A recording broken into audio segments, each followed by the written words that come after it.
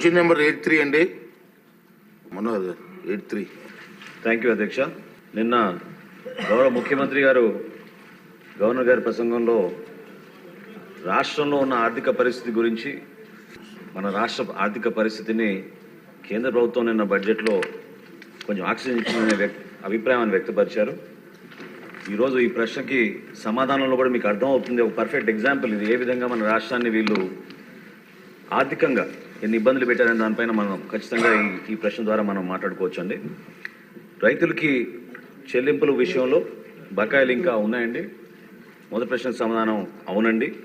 రెండోది, రబీ పంటలో 2023-24 కాలానికి గౌరవ సభ్యులు అడిగినట్టుగా నేను జిల్లాల వారీగా వివరాలు ఇస్తానండి. పశ్చిమ గోదావరి జిల్లా మేము ధాన్యం సేకరించింది 6,41,129 మెట్రిక్ టన్నులు. దానికి చెల్లించవలసిన నిధులు ఇంకా 424 కోట్ల రూపాయల 55 లక్షలు. అదేవిధంగా తూర్పుగోదావరి జిల్లాలో 2,28,423 మెట్రిక్ టన్నులు సేకరిస్తే ఈ రోజు వరకు కూడా ఇంకా మేము చెల్లించాల్సింది 27 కోట్ల 66 లక్షలు. ఏలూరు జిల్లాలో 2,01,369 మెట్రిక్ టన్నులు ధాన్యం సేకరిస్తే చెల్లించాల్సింది 47 కోట్ల 53 లక్షలు.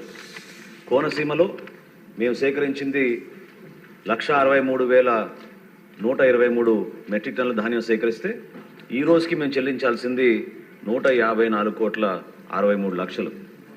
కాకినాడ జిల్లాలో మేము ధాన్యం సేకరించింది 25,982 మెట్రిక్ టన్నులు అయితే ఈ రోజుకి మేము చెల్లించాల్సింది 9 కోట్ల 49 లక్షలు.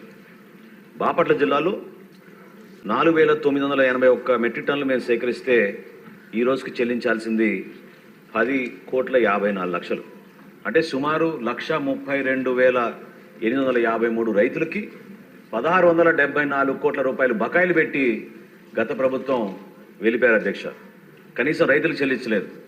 అయితే మా ప్రభుత్వం వచ్చిన తర్వాత మేము ఇన్ని ఆర్థిక ఇబ్బందులు ఉన్నా కూడా గౌరవ ముఖ్యమంత్రి గారు, అదేవిధంగా గౌరవ ఉప ముఖ్యమంత్రి గారి చొరవతోటి 1000 కోట్ల వరకు సమీకరించుకుని రాష్ట్ర ప్రభుత్వ సహాయంతో ఆ రైతులకి మేము చెల్లించాం అధ్యక్ష. దాని వివరాలు కూడా ఇస్తాను.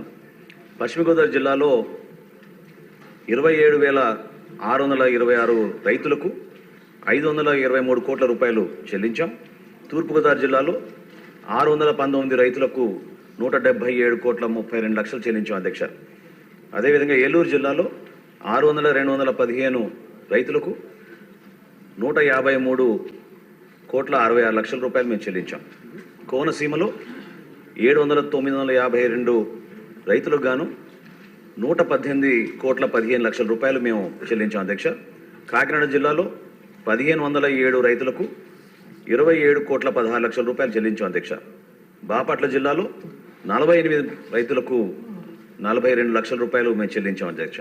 సుమారు 50,000 మంది రైతులకు 1000 కోట్ల రూపాయలు నెల రోజుల్లోపే, మా ప్రభుత్వం వచ్చిన నెల రోజుల్లోపే మేము ఈ రైతులకి బాసటగా నిలబడడానికి, ధైర్యం నింపడానికి కోసం మన ప్రభుత్వం నుంచి కష్టకాలంలో కూడా వీళ్ళకి అందించడం జరిగింది అధ్యక్ష.